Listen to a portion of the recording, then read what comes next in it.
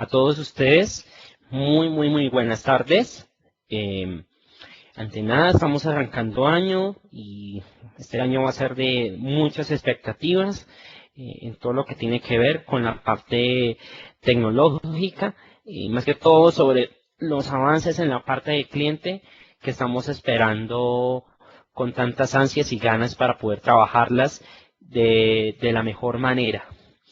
Hoy estamos en el día de hoy en una sesión breve, tal cual como nos dijo nuestro compañero Andrés, todo con referente a Hyper-V, pero hacia un giro en la parte de escritorio, hacia la parte de Windows Cliente, que va ligado a todo el tema de VDI, a la infraestructura de escritorios virtuales, ¿sí? Que hoy por hoy es una demanda que está creciendo y es algo que en realidad las compañías ya lo están mirando dentro de sus radares para que esto pueda ser implementado, de tal manera que esto nos dé varias ventajas. Todos conocemos el tema de VDI, cómo funciona, ¿sí? Entre otras cosas, ¿sí? Pero la idea es puntualizar conceptos en los cuales, ¿por qué Hyper-V debemos elegirlos para VDI? ¿Sí? Ya digamos, ya utilicemos lo que son el broker de Microsoft, ¿sí? Remote Desktop Services, ¿sí? O los brokers asociados a Microsoft, ¿sí? De los socios de negocios de Microsoft para todo el tema de VDI, que en este caso es Citrix y Quest hasta el momento. Ante todo, bueno, muchas gracias por su asistencia a las personas que están en esta sesión técnica. Mi nombre es Daniel Vargas. Voy a ser la persona que va a colaborar en el día de hoy con esta breve charla. Mis datos están en pantalla. Cualquier sugerencia es aceptada y con gusto la responderé. Bueno, listo. Entonces arranquemos. Es muy importante que tengamos en cuenta que pues, van a haber cosas grandes y bueno, más adelante pues publicaremos más información acerca sobre este tema de VDI. Bien. Entonces, el alcance de esta charla, vamos a hablar acerca sobre Windows Server 2008 R2 con Service Pack 1, con referente ligado a Windows 7 con el tema de Dynamic Memory y Remote FX, ¿sí? Adicionalmente vamos a demostrar por qué es interesante que ustedes empiecen a tener contacto con la tecnología de VDI, ¿sí? Esta nueva ola, y en conjunto de todas las tecnologías que están a nuestro alrededor, con Hyper-V podemos empezarlas a validar, ¿sí? Con Hyper-V, de tal manera que Hyper-V ha tenido mejoras grandísimas, sobre todo para todo el tema de aprovisionamiento, que nos ofrece un mayor 40% de densidad, ¿sí? Para todo lo que tiene con el alojamiento de máquinas virtuales. Vamos a hablar acerca sobre Windows Server 2008 R2 Service Pack 1. Tengamos en cuenta que Hyper-V está en su segunda versión. Estamos a puertas de que se anuncie. No sabemos cuánto como tal. Bueno, de mi parte lo digo, más una apreciativa personal, pero sí en camino está la versión 3 de Hyper-V y hay cosas que se han publicado, pues digamos, en los blogs oficiales de Microsoft, lo que tienen permitido publicar, y pues con referente a eso, pues hay un preview de Windows Server 8, pero pues está disponible pues para las personas que tengan una suscripción técnica con Microsoft como tal, para que digamos validen el tema de Hyper-V 3 con Windows Server 2008, Windows Server 8. Bien, bueno, por el momento hablemos del presente, ¿vale? Primero, la característica de memoria dinámica, para las personas que no la conocen, tiene la posibilidad de que yo pueda aprovisionar memoria a medida que la voy requiriendo en demanda, ¿sí? De tal manera que esto ayuda a incrementar la densidad en cuanto a la alojamiento de máquinas virtuales. Estamos hablando de un 40% en el caso de infraestructuras BDI. ¿Quiénes soportan, digamos, hay soporte, digamos, por ejemplo, en el caso de Windows 7, ¿sí? De manera que nos ofrece esta finalidad para que podamos tener mayor utilización pues, de estos recursos de forma eficiente. Tenemos la otra característica que es RemoveFX.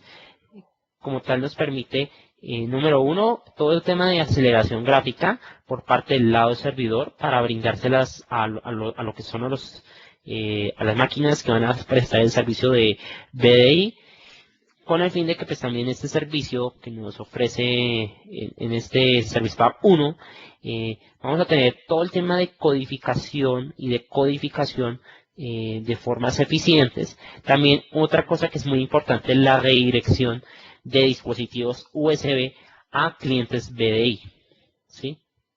Que esto realmente es muy muy importante que lo conozcan, ¿sí? A ello es muy importante que tener en cuenta una cosa, y es en cuanto al tema de memoria dinámica.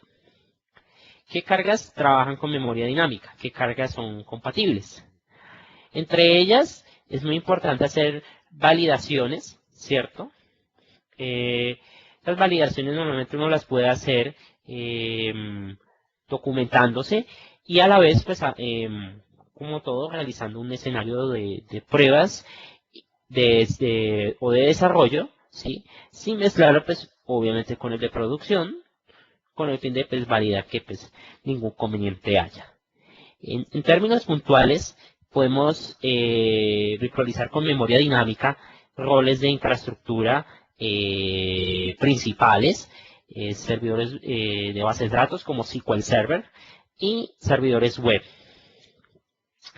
La configuración de Dynamic Memory no está recomendada para aplicaciones como Microsoft Exchange, aplicaciones en donde en algún momento va a validar la memoria, ¿sí? Y de alguna otra forma valida con cuánta memoria está arrancando, ¿sí? Entonces es muy importante que haya validar que si esas ciertas aplicaciones hacen unas validaciones de memoria, ¿sí? Al arrancar no se recomienda el uso de Dynamic Memory, ni tampoco las aplicaciones o cargas de trabajo en donde no soporten en estos casos, agregar o quitar memoria en caliente. Bien, eso es lo que hace Dynamic Memory para el aprovisionamiento de recursos. En esos casos se define lo que es un tamaño de memoria inicial y un tamaño de memoria final, y también se dimensiona lo que es un buffer de memoria, ¿sí? Que esos son los tres parámetros con que dimensionamos de forma básica el Dynamic Memory para la máquina virtual, ¿sí? Y pues hay que tener en cuenta que pues, a ellos pues se requieren los afinamientos adicionales como en todo cambio o configuración o implementación, ¿sí? Igual, para recordar solamente el concepto en este slide que nos proveen, hay que diferenciar entre lo que es un escritorio remoto o una sesión remota versus a una máquina virtual. Normalmente, cuando veníamos trabajando el concepto de clientes delgados, ¿cierto? En tiempos de terminal services, cuando yo quiero acceder a una aplicación de línea de negocio o unas ciertas aplicaciones que yo lo hacía desde directamente de estas terminales, creo una sesión, ¿cierto? En el servidor para ese usuario, ¿sí? Pero en este caso yo voy a tener un aislamiento del entorno por usuario, ¿correcto? Entonces, en el servidor donde se ejecuta esta sesión de Terminal Services, obviamente van a estar dentro de una misma infraestructura de hardware, dentro de una misma infraestructura de sistema operativo, van a tener disponibles las aplicaciones que se encuentran en este Terminal Services, ¿sí? Van a compartir muchas configuraciones, ¿sí? Pero digamos, en parte hay una desventaja, es si llegase a fallar, en el caso el servidor de Terminal Services, o si llegase a fallar un nodo de una granja de terminal services, en el caso que se esté manejando, estas sesiones no van a estar disponibles y pues por lo consiguiente pues hay que hacer un reinicio de sesiones en el caso que haya pérdida de ese servidor o pérdida de un nodo donde se encontraban ejecutándose. En cambio, en el caso de las máquinas virtuales, ¿cierto? Él ofrece un aislamiento por sistema operativo, ¿sí? De tal manera y también por recursos que yo le asigne a esa máquina virtual. De tal manera que yo puedo asignar, ejemplo, núcleos, procesador, discos y entre otras características. Adicionalmente a ello, si llegase a pasar algo en la máquina virtual de un usuario, no necesariamente van a afectar a las demás máquinas virtuales que se estén ejecutando, ¿sí? Es una de las ventajas que nosotros tenemos con trabajar con BDI, un aislamiento por máquina virtual, ¿sí? Y no, pues digamos, con un aislamiento por sesión dentro de un mismo servidor.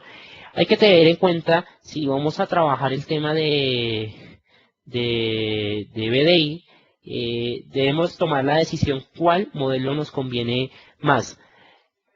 Una sesión de informativa pues aclara, digamos, este tipo de cosas, pero no quiere decir que se dé una recomendación muy puntual para un caso determinado en un proyecto de implementación. Hay que hacer el respectivo diseño y la planeación y las pruebas de concepto.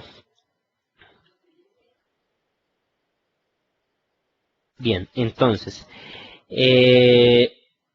vamos a conversar un poco de todo lo que tenemos que tener en cuenta para BDI, el por qué probarlo, ¿sí? En un entorno virtualizado, ¿sí? Tengamos en cuenta que un 81% de las personas que están en esta onda, entre comillas, virtualizan sus cargas virtuales, ¿sí? En cuanto a nivel de cliente, digamos, cuando estamos presentando un proyecto, ¿sí? No es lo mismo a lo que es virtualizar servidores, ¿sí? ¿Por qué? Porque, digamos, cuando estoy virtualizando cargas de trabajo de servidor versus a cliente, me es muy difícil, digamos, para las personas que demuestren evidencias en cuanto al retorno de inversión, ¿cierto? Es evidenciable en virtualización de servidores, ¿por qué?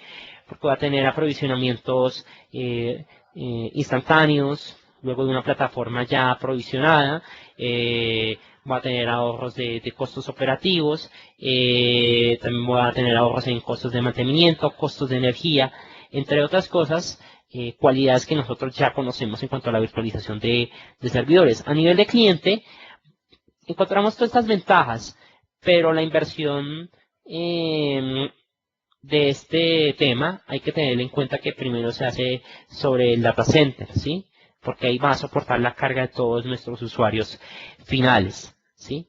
Como es una inversión alta, no podemos demostrar un retorno de inversión inmediato, ¿sí? El retorno de inversión se ve con el tiempo, ¿sí? Eso es muy importante aclararlo, ¿sí?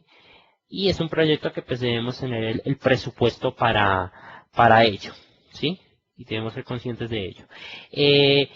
Podemos tener entre 30 a 120 invitados o máquinas virtuales por servidor y es muy importante trabajar la parte de todo el tema de entrada y salida del I/O a nivel del almacenamiento, ¿sí? Es un factor primordial y ya vamos a hablarlo más adelante el por qué.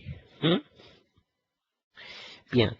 Atributos principales para una plataforma de BDI en buenas a excelentes condiciones. Uno aspira siempre a tener lo mejor y es muy importante que si uno se ciña a las mejores prácticas, uno logra el mejor aprovechamiento de la herramienta y pues no va a tener problemas menores o ningún problema. A ello lo que uno busca es confiabilidad, robustez, efectividad en costos, ¿sí? Lo que hablábamos ahorita es evidenciable con el tiempo, alto performance o rendimiento, densidad, redundancia, seguridad, facilidad con la configuración y en la administración. Al yo tener, digamos, confiabilidad de una plataforma de BDI, ¿cierto? si está diseñada, digamos, con los parámetros necesarios, puedo yo tener siempre disponible el servicio de un escritorio con su entorno y sus documentos y aplicaciones al usuario en cualquier momento, ¿sí?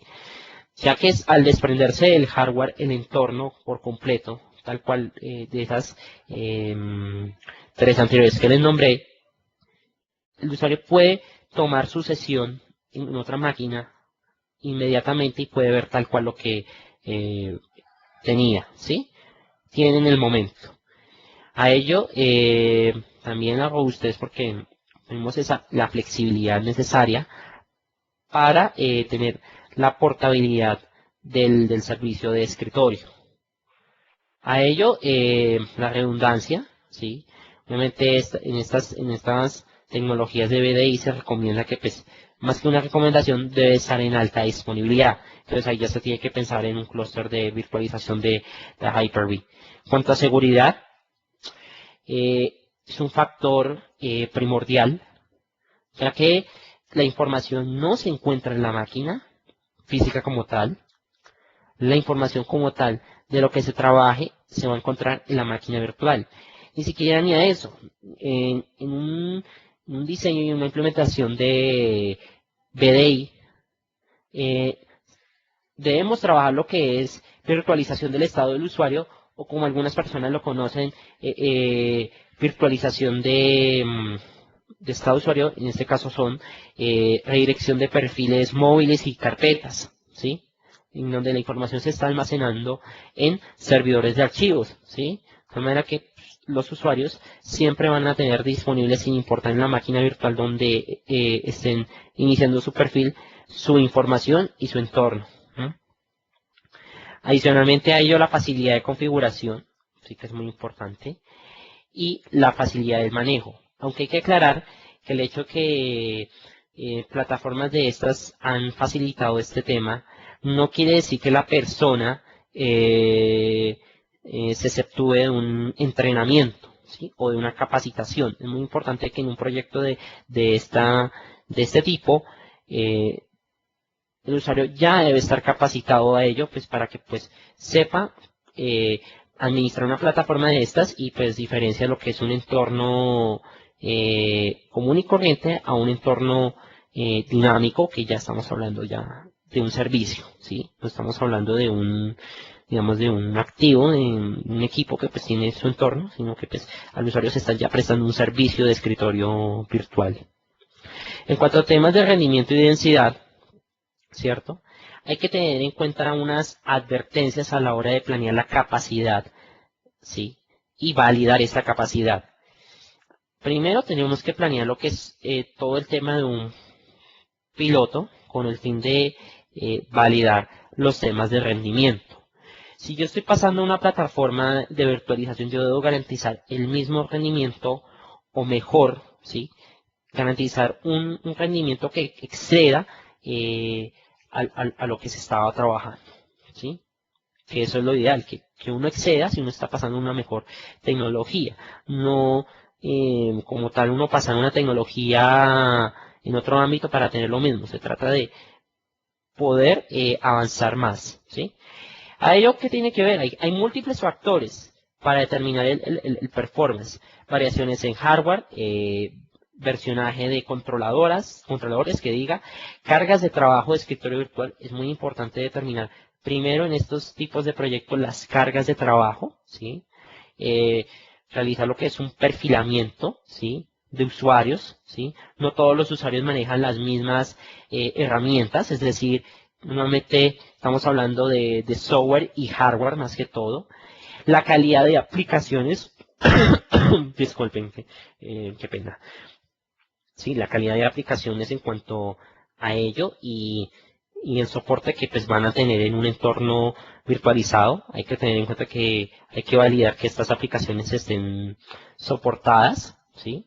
Parte tiene que ver mucho que ver con el desarrollo del aplicativo, no tiene que ver con la plataforma como tal, ¿sí? Eso es muy importante, que uno tiene que mirar en la parte del desarrollo, ¿sí? Y toda la parte de el diseño de los programming profiles, ¿sí? Los perfiles móviles, la virtualización de del estado del usuario. La idea es determinar que el performance, hay muchas variables y pues eso uno tiene que realmente uno diseñarlo, ¿sí? Hay que tener en cuenta que los dimensionamientos no son los mismos a la hora de planear lo que, por ejemplo, lo que es un soporte a usuarios en una granja de terminal versus a lo que es en un clúster de virtualización con escritorios virtuales que estén disponibles, ¿sí? Hay que tener en cuenta que los recursos se requieren más para poder llevar a cabo y tener todas estas ventajas. Ahora, hay que tener en cuenta una de las cosas que pueden uno llegar a pasar en medio del camino si no se tiene en cuenta un diseño o una planeación, y es en cuanto a los embotellamientos de I/O o de entrada y salida. Normalmente son a nivel de disco, memoria y procesador. Debemos nosotros calcular y en un momento cuántas máquinas virtuales, el perfilamiento de las mismas para asignar los recursos de forma moderada y que tengamos en cuenta un factor de crecimiento, ¿sí?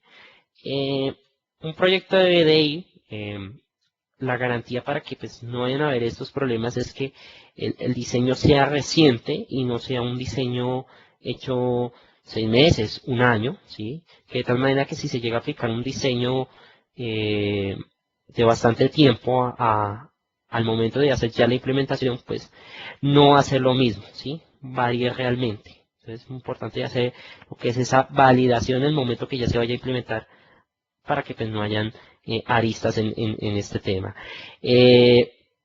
Si fallamos en cuanto al tema de I/O de disco, va a haber un impacto bastante alto en cuanto al performance y la densidad. A nivel de memoria va a haber impactos en densidad y a nivel de procesador, que es un punto primordial, ¿sí? También se impacta en el performance y en la densidad si no se tienen en cuenta los recursos necesarios para llevar a cabo esta tarea. Bueno, en cuanto a procesador, es muy importante demostrar que primero, a nivel de procesador debo tener en cuenta que se tenga una característica que es el SLAT, el Second Level Address Translation, las traducciones de segundo nivel. En Intel y en AMD tienen sus acrónimos propietarios, ¿cierto? La idea es que es con el fin de ofrecer un mejor rendimiento, de tal manera que podamos brindar un mejor servicio. A ello, en Hyper-V hay que tener en cuenta que pues, podemos soportar 1000 escritorios virtuales por clúster, ¿sí? 384 máquinas virtuales por cada nodo, ¿sí? 384 máquinas virtuales por servidor en escenarios no clusterizados, es decir, en donde no haya de por medio un almacenamiento, ¿sí?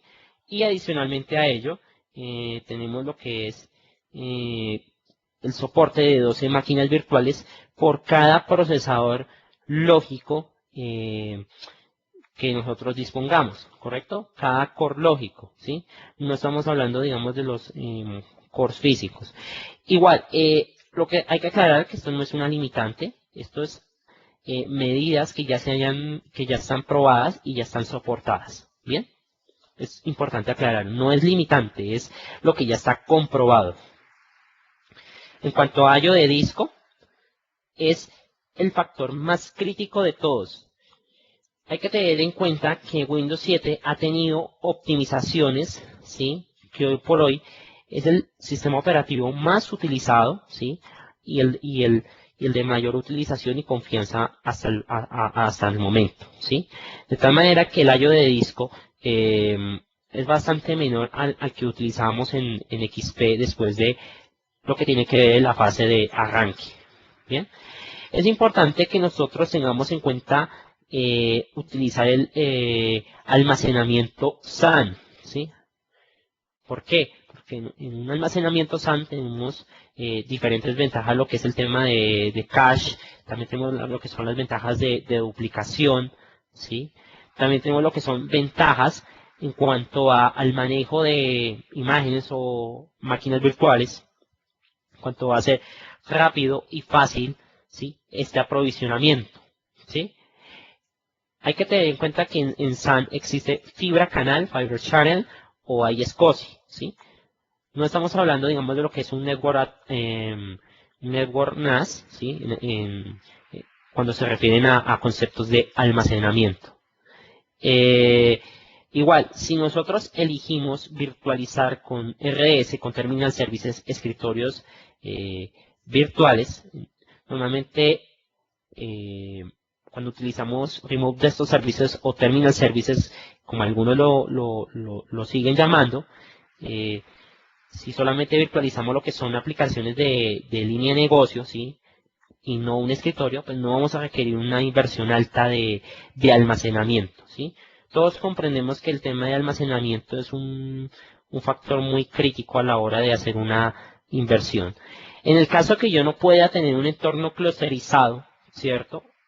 ¿Sí? Hay que tener en cuenta de lo que es dimensionar sobre un almacenamiento DAS, que ya es directamente sobre cada servidor, ¿sí? Pero es importante, digamos, por ejemplo, en pensar en el tema de la alta disponibilidad a nivel de discos, ¿sí? Cuando ya se habla de RAID 0+1, nos ofrece una mejor lectura y una mejor escritura. A comparación que en RAID 5 tenemos pues penalidades en cuanto al tema de escritura, ¿sí? Igual, en el caso que, dependiendo de ello, de lo que realmente nosotros queremos virtualizar, ¿sí? Si solamente vamos a virtualizar aplicación y no escritorio, pues podríamos considerar en un remote de estos services. En conclusión, el almacenamiento es el factor clave para este tipo de proyectos. Ahora, en cuanto a memoria, acordémonos que Hyper-V podemos asignar memoria estática, lo que es asignación de recursos de RAM tradicional versus a lo que es asignación dinámica de memoria. Bien, a ello hay que tener en cuenta primero la disponibilidad de slot de memorias en el servidor y adicionalmente lo que son las DIMMs o entre comillas las pastillas de memoria, el tamaño más grande posible y que esté soportado obviamente en la arquitectura del servidor, ¿no? La idea es que entre más es mejor, ¿sí? Pero a ello tenemos en cuenta que debemos, para crear estas máquinas virtuales, tener al menos 1 giga en RAM, ¿sí? Pero eso no quiere decir que el giga en RAM me va a soportar toda la carga. Yo debo calcular muy bien cuánto es la utilización de memoria real, ¿sí? De la carga de trabajo, ¿sí? Muchas veces, digamos, una falla de un proyecto de BI es por no dimensionar bien las cargas de trabajo en cuanto a los usos de memoria, ¿sí? Es importante tener en cuenta ello. Si nosotros utilizamos el Dynamic Memory, que eso solo está en Hyper-V con Windows Server 2008, Service Pack 1, R2, ¿sí? Vamos a tener pues una utilización óptima de estos recursos, ¿sí? Dentro de la curva óptima para ver el precio-beneficio versus beneficio, ¿sí? En este caso ya serían 96 GB en RAM. Ya si estamos trabajando con Dynamic Memory, el mínimo para arrancar estas máquinas virtuales sería 512 en RAM, ¿sí? Pero pues sigo insistiendo, eso no quiere decir que con 512 en RAM soporte nuestra carga de trabajo. Hay que saber dimensionar este tema. Ahora, hay que tener en cuenta que debo calcular un espacio, ¿sí? Adicional suficiente con el fin de prevenir la paginación en disco, ¿correcto?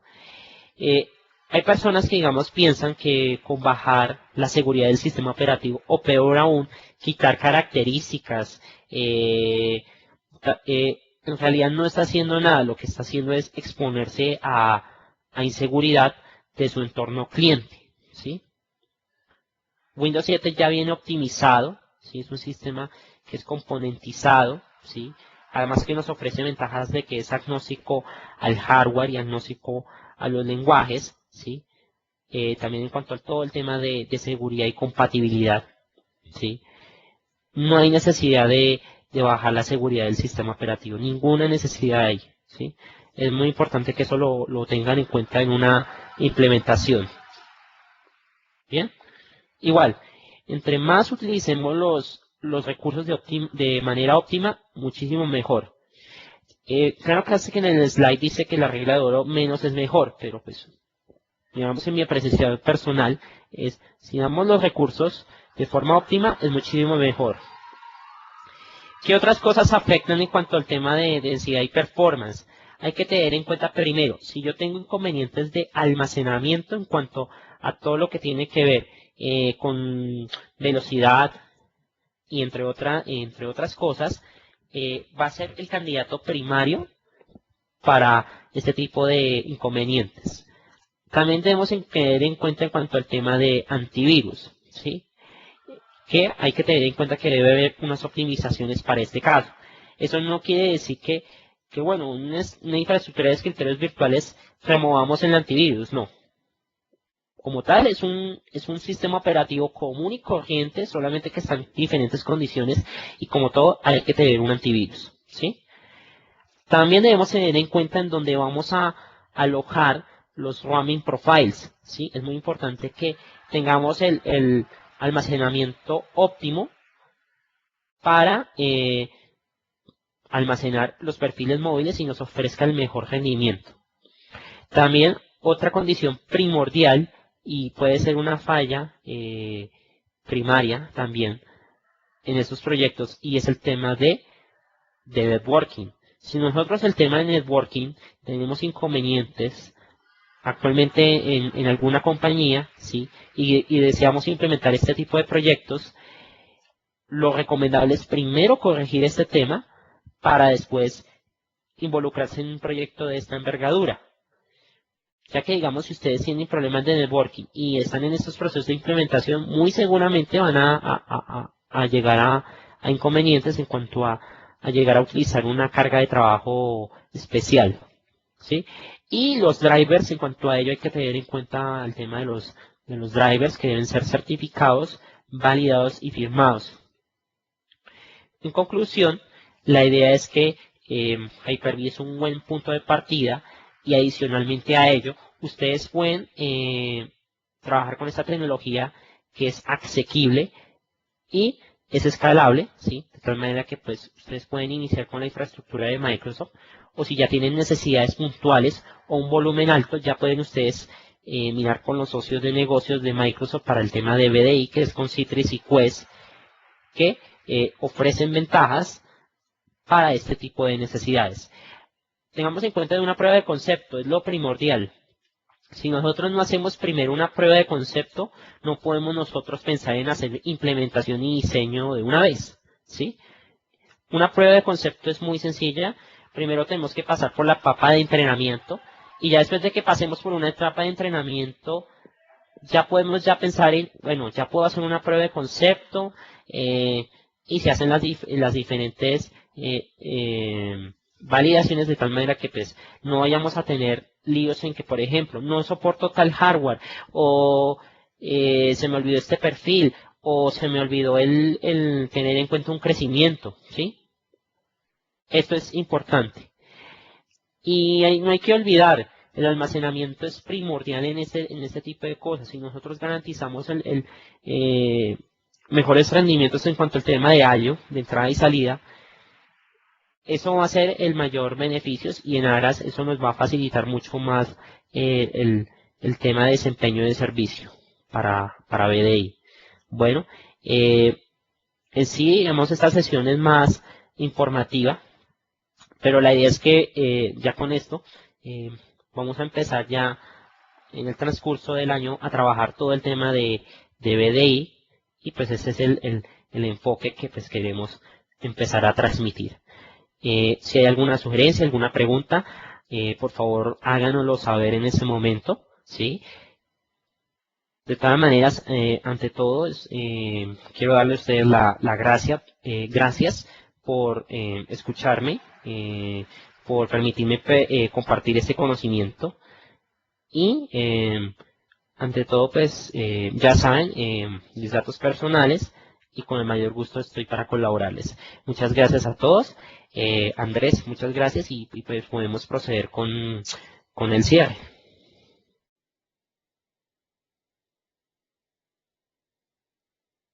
Los invitamos a que hagan sus preguntas y respuestas en este momento.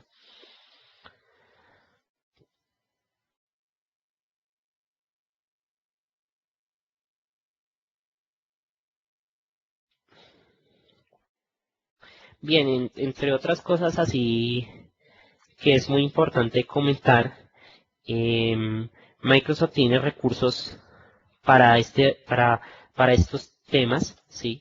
Entre ellos están las guías de implementación y diseño de Microsoft, las pueden encontrar en TechNet. Ahí quiero hacer algún paréntesis.